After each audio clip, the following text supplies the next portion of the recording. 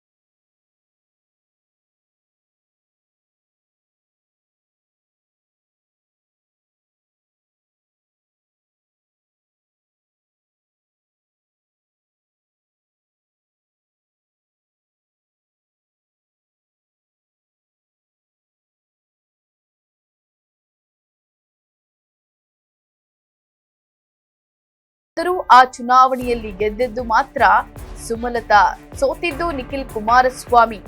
ಆಗಿನಿಂದಲೇ ಸುಮಲತಾ ಅವರನ್ನ ಟಾರ್ಗೆಟ್ ಮಾಡಿದಂತಹ ಕುಮಾರಸ್ವಾಮಿ 2024ರ ಲೋಕಸಭಾ ಚುನಾವಣೆಯಲ್ಲಿ ಸುಮಲತಾ ಅವರನ್ನ ಒಪ್ಪಿಸಿ ಸಂಸದರಾದವರು.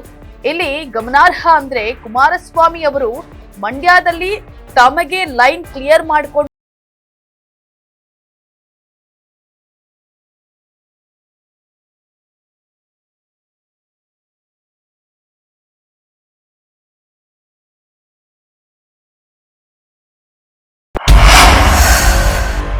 ಈಗ ಅಸಲಿ ವಿಷಯವೇನೆಂದ್ರೆ ಮತ್ತೊಬ್ಬ ಒಕ್ಕಲಿಗ ನಾಯಕನನ್ನ ರಾಜಕೀಯವಾಗಿ ಮುಗಿಸಲು ಮುಂದಾಗಿದ್ದಾರೆ.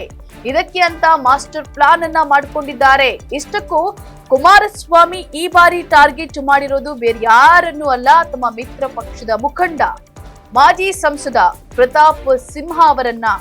ಹೌದು, ಪ್ರತಾಪ್ ಸಿಂಹ ಈಗಾಗಲೇ ಲೋಕಸಭಾ ಚುನಾವಣೆಯಲ್ಲಿ ಟಿಕೆಟ್ ಸಿಗದೆ ಖಾಲಿ ಇದ್ದಾರೆ. ಹೀಗಾಗಿ ಈಗಿನಿಂದಲೇ ಮೈಸೂರಿನ ಚಾಮರಾಜ ವಿಧಾನಸಭಾ ಕ್ಷೇತ್ರದಲ್ಲಿ ಸ್ಪರ್ಧಿಸಲು ನಾನಾ ಕಸರತ್ತನ್ನ ಮಾಡ್ತಾ ಇದ್ದಾರೆ. ಪ್ರತಾಪ್ ಸಿಂಹ ನಾನಾ ಸಾಮಾಜಿಕ ಚಟುವಟಿಕೆಗಳನ್ನ ಮಾಡ್ತಾ ಇದ್ದಾರೆ. ಸಂಕ್ರಾಂತಿ ಹಬ್ಬಕ್ಕೆ ಕಿಟ್ ನೀಡಿದ್ದಾರೆ. ಅದರ ಮೇಲೆ ಪ್ರಧಾನಿ ಮೋದಿ, ದೇವೇಗೌಡ ಹಾಗೂ ಯಡಿಯೂರಪ್ಪ ಅವರ ಫೋಟೋವನ್ನ ಬಳಸಿದ್ದಾರೆ. ಇದು ಭಾರೀ ಚರ್ಚೆಗೆ ಗ್ರಾಸವಾಗಿದೆ.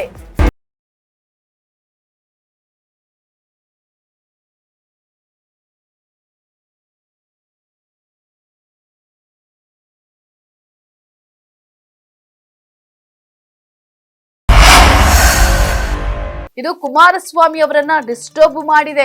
ಇದಕ್ಕೆ ಪುಷ್ಟಿ ಎನ್ನುವಂತೆ ಅವರ ಪುತ್ರ ನಿಖಿಲ್ ತಾವು ಅದೇ ಕ್ಷೇತ್ರದ ಆಕಾಂಕ್ಷಿ ಅಂತ ಹೇಳ್ಕೊಂಡಿದ್ದಾರೆ. ಇದರರ್ಥ ಸಿಂಪಲ್, ಅದೇನಂದ್ರೆ ಆಗ ಲೋಕಸಭಾ ಚುನಾವಣೆಯಲ್ಲಿ ಸುಮಲತಾ ಅಂಬರೀಶ್ ಅವರನ್ನ ಕೆಡ್ಡಾಕ್ಕೆ ಬೀಳಿಸಿದಂತೆ ಈಗ ಪ್ರತಾಪ್ ಸಿಂಹ ಅವರನ್ನ ಕೆಡ್ಡಾಕ್ಕೆ ಬೀಳಿಸಲು ಕುಮಾರಸ್ವಾಮಿಗೆ ಆಗುತ್ತಾ? ಬಿಜೆಪಿ ರಾಷ್ಟ್ರೀಯ ನಾಯಕರ ಮೂಲಕವೇ ಪ್ರತಾಪ್ ಸಿಂಹ ಅವರನ್ನ ತಡಿತಾರ ಕುಮಾರಸ್ವಾಮಿ? ಇಲ್ಲಿ ಕುಮಾರಸ್ವಾಮಿಗೆ ಪ್ರತಾಪ್ ಸಿಂಹ ಚಾಮರಾಜ ಕ್ಷೇತ್ರವನ್ನ ಬಿಟ್ಟುಕೊಟ್ರೆ ಸಾಕ, ಅಥವಾ ಅವರು ಒಕ್ಕಲಿಗ ನಾಯಕರಾಗಿ ಬೆಳೆಯೋದೇ ಕುಮಾರಸ್ವಾಮಿಗೆ ಇಷ್ಟವಿಲ್ವಾ ಅನ್ನೋದೇ ಸದ್ಯದ ಪ್ರಶ್ನೆಯಾಗಿದೆ. ಇದಾಗಿತ್ತು ಫೋಕಸ್ ದ ಸ್ಪೆಷಲ್ ರಿಪೋರ್ಟ್. ನೆಲ ಜಲ ಭಾಷೆಗಾಗಿ ನೋಡ್ತಾ ಇರಿ ಫೋಕಸ್ ಟಿವಿ.